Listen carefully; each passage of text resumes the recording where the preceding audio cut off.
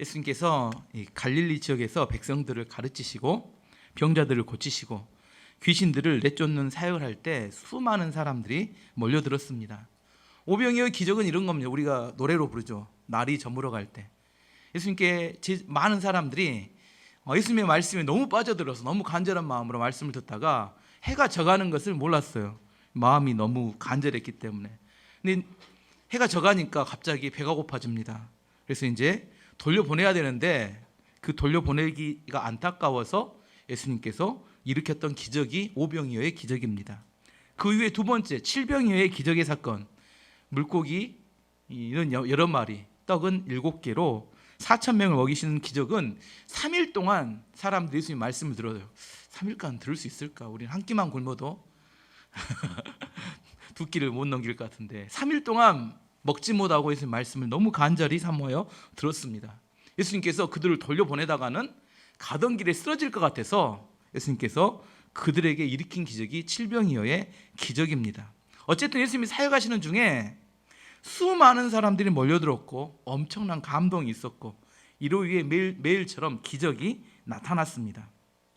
그런데 예수님께서 이렇게 사역하시는데 기적이 일어나고 감동이 있는데 못마땅한 사람들이 또 있었어요.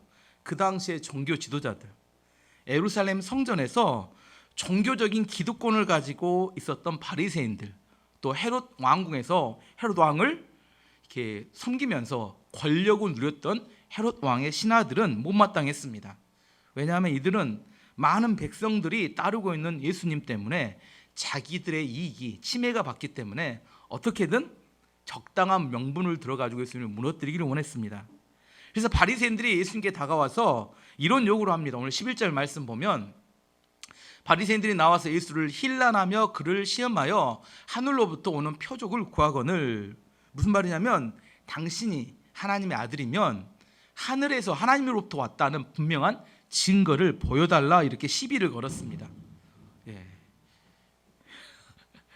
이들은 마치 영적인 일에 관심이 있는 것처럼 보였습니다. 하지만 하늘로부터 왔다는 증거를 보여달라는 것은 그들이 보여주면 그 기적을 보여주면 믿으려고 하는 믿음을 가지려고 했던 게 아니라 그것을 빌미로 해서 어떻게든 예수님을 시험하고 공격하려고 한 것이었습니다. 기적을 보여달라. 하늘로부터 온 그것이 겉으로 볼 때는 매우 영적이고 경건해 보이는 것 같지만 사실은 그들의 마음속에 시커먼 예수님을 넘어뜨리기를 원하는 그런 마음에서 요구한 겁니다. 어떻게 할 수 있냐면 마가복음 1장부터 8장까지 보면 예수님은 계속해서 기적적인 사건을 보여주셨어요. 듣지 못하고 말하지 못했던 그 사람을 에바다 하고 지난주에 고쳐주셨다고 했습니다. 스로보니게 여인의 딸에 귀신 들린 것을 자유케 해주었습니다. 오병이어나 칠병이어 같은 그 수없이 여기에 기록되지 않은 수없이 많은 기적들을 일으켰어요. 이게 뭐냐면 예수님께서 하늘로부터 왔다는 하나님께로부터 왔다는 증거임에도 불구하고 그들은 뭐라고요? 새로운 증거를 보여달라 이렇게 요구합니다. 그러면 여기서 질문이 그겁니다. 만약 예수님께서 바리새인들에게 새로운 기적을 보여주면 그들이 믿을까요? 어떻게 생각하세요? 지금까지 계속 보여줬어도 안 믿었는데 계속 와서 새로운 걸 보여달라고 하는데 새로운 걸 보여주면 믿을까요? 믿지 않습니다. 그들은 자기들의 종교적인 기득권을 가지고 자기의 이익을 얻기 원하는 마음이 마음에 가득하기 때문에 그 기적은 별 관심이 없어요.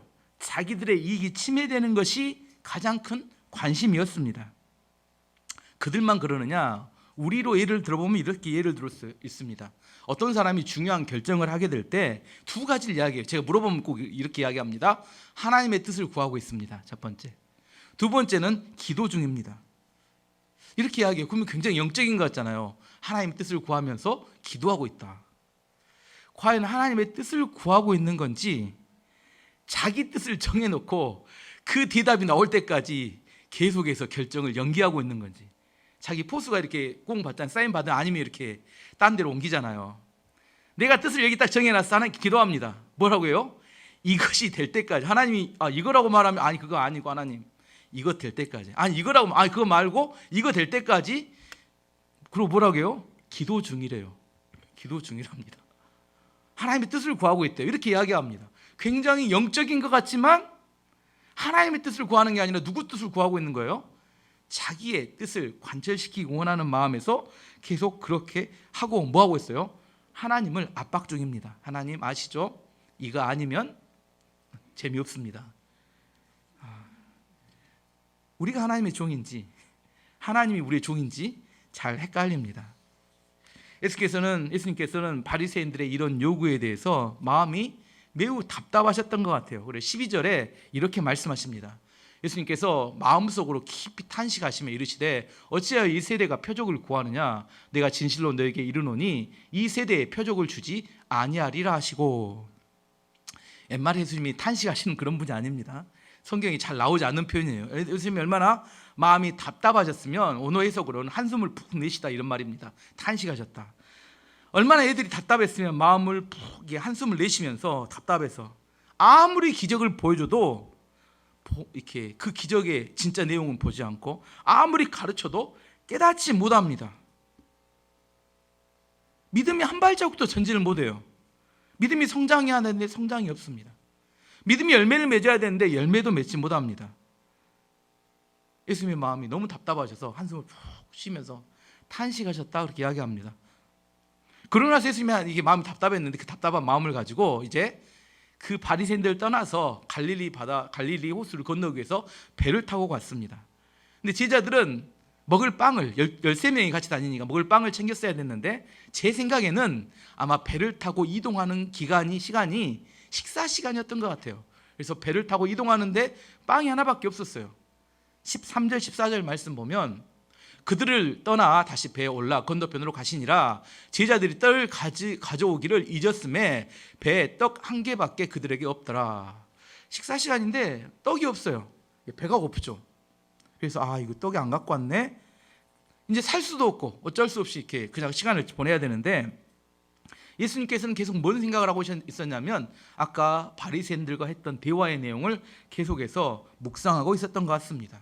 그리고 제자들에게 이런 경계의 말씀을 주셨어요. 15절 말씀 보면 예수께서 경고하여 이르시되 삼가 바리새인들의 누룩과 헤롯의 누룩을 주의하라 하시니 이렇게 말씀하셨습니다. 누룩이 뭡니까? 누룩은 영어로 이스트라고 해요. 이스트. 우리나라는 베이킹 파우더인가요? 빵 만들 때 집어넣는 곰팡이를 우리나라 상품명이죠. 그 베이킹 파우더는 원래 이스트, 누룩이라고 합니다. 빵을 만들 때 밀가루에다가 누룩을 넣으면 빵이 부풀어요. 몇 배가 부풀죠. 일단 맛있어집니다. 부드러워지고. 성경에서 보면 이 이스트, 누룩을 넣지 않는 빵을 무교병이라고 해요. 무교병. 이렇게 딱딱하고 맛없는 빵. 이 이스트, 이렇게 누룩을 넣은 빵을 유교병이라고 합니다. 어쨌든 중요한 것은 누룩이 들어가게 되면 부풀어 오르고 맛이 변해서 완전히 다른 걸로 바뀌는 의미입니다. 작은 것이 들어갔는데 나중에 완전히 전체가 바뀌는 것을 누룩이라고 합니다. 그러면 바리새인들의 누룩은 무엇일까? 바리새인들은 지극히 종교적인 사람들이에요. 거룩함을 흉내냅니다. 그래서 뭘 챙겨요? 자기의 이익을 챙기는 사람들이에요. 종교를 가지고 자기의 이익을 챙기는 사람입니다. 반면에 헤롯의 누룩은 이 사람들은 대놓고 성공을 이야기합니다. 뭐라고요? 성공이 최고다. 정치 권력을 잡을 수 있는 게 최고다. 돈, 권력, 명예 이게 최고다. 돈이라고 하면 무슨 일도 다 할 수 있습니다. 권력을 잡을 수만 있다면 악마와도 타협이 가능합니다. 출세하고 성공할 수만 있다면 얼마든지 로마 황제 신전에 가서 절도 할 수 있고 나쁜 짓도 서슴지 않고 할 수 있어요. 이게 헤롯의 신하들의 모습이었습니다. 예수님께서 바리새인의 누룩과 헤롯의 누룩을 주의하라 이야기는 그들의 작은 영향력이라도 허용하게 되는 날 이것 정도야, 이쯤이야 이렇게 생각하지만 나중에 보니까 그 사람이 완전히 죄악에 빠져서 죄악이 그 사람이 될 수 있으면 부풀어 오르고 맛이 변해서 우리가 변화가 아니라 변질이라고 하죠. 이것을 완전히 변질될 수 있다는 것을 경계하시는 겁니다. 바리새인의 누룩과 헤롯의 누룩 그것들이 작지만 허용되지 않도록 주의하라 이렇게 말씀하셨습니다. 예수님께서는 지금 뭘 이야기하고 있어요? 아까 말했던 바리새인과 헤롯의 누룩을 주의하라 했는데 제자들은 누룩 하나에 꽂혔습니다. 누룩은 빵 만들 때 이렇게 넣는 건데 뭐라고 생각해요? 예수님께서 빵을 안 가져와서 책망하시나? 보기엔 전혀 개연성은 없습니다.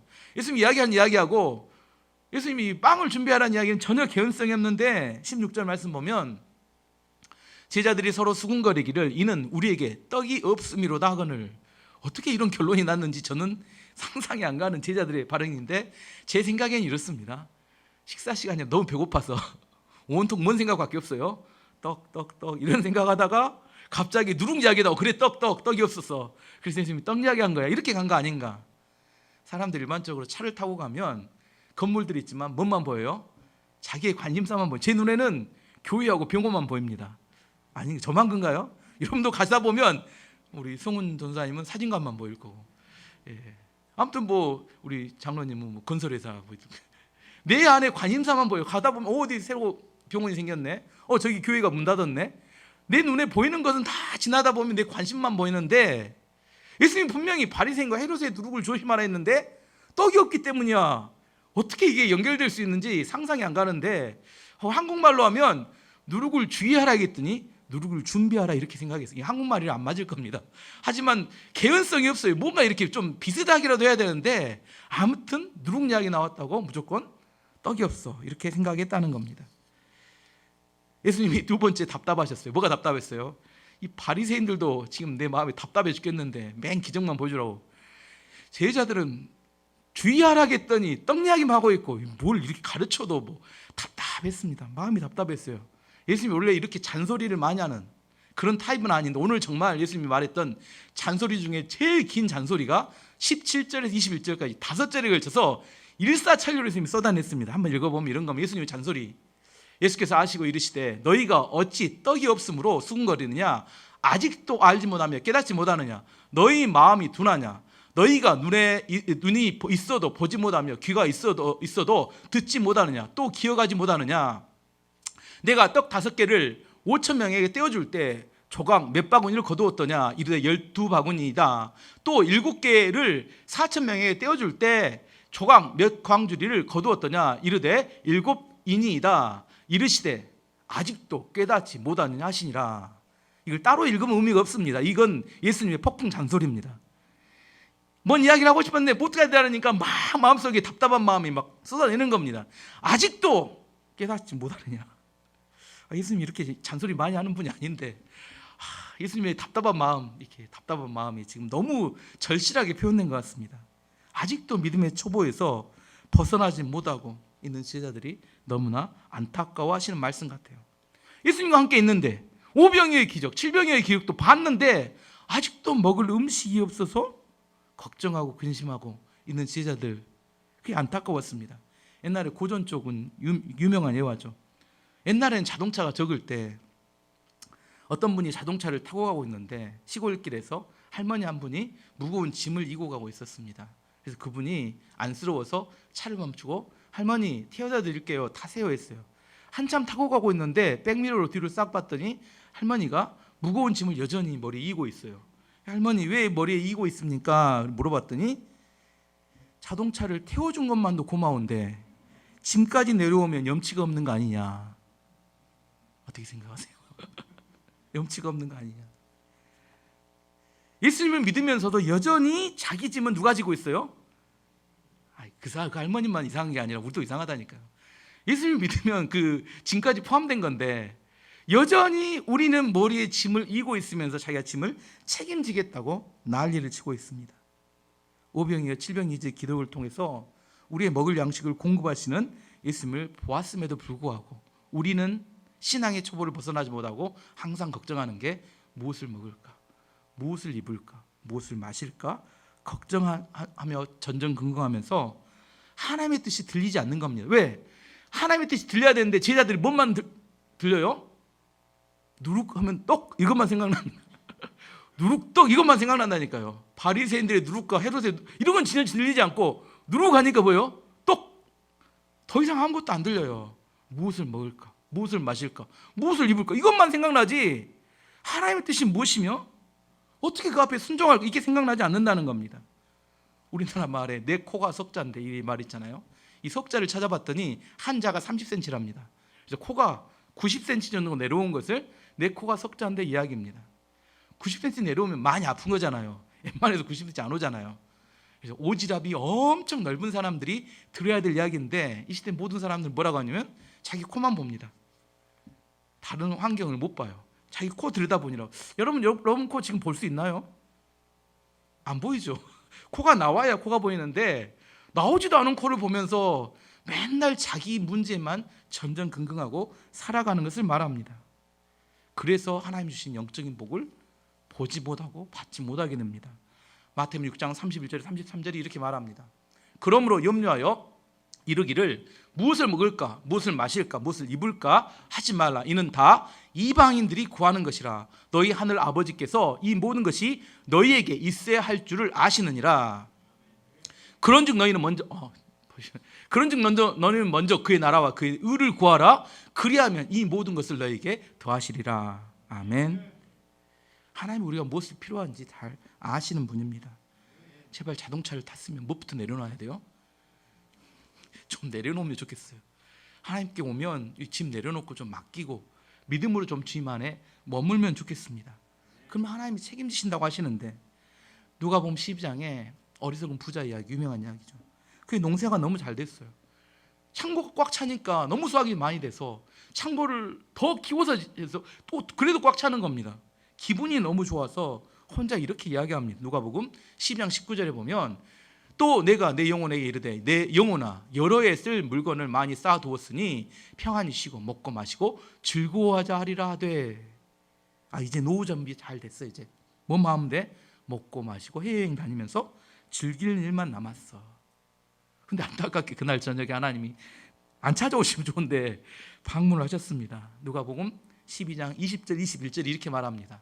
하나님이 이르시되 어리석은 자여 오늘 밤에 내 영혼 생명을 도로 찾으리니 그러면 내 준비한 것이 누구의 것이 되겠느냐 하셨으니 자기를 위하여 재물을 쌓아두고 하나님에 대하여 부요하지 못한 자가 이와 같으니라.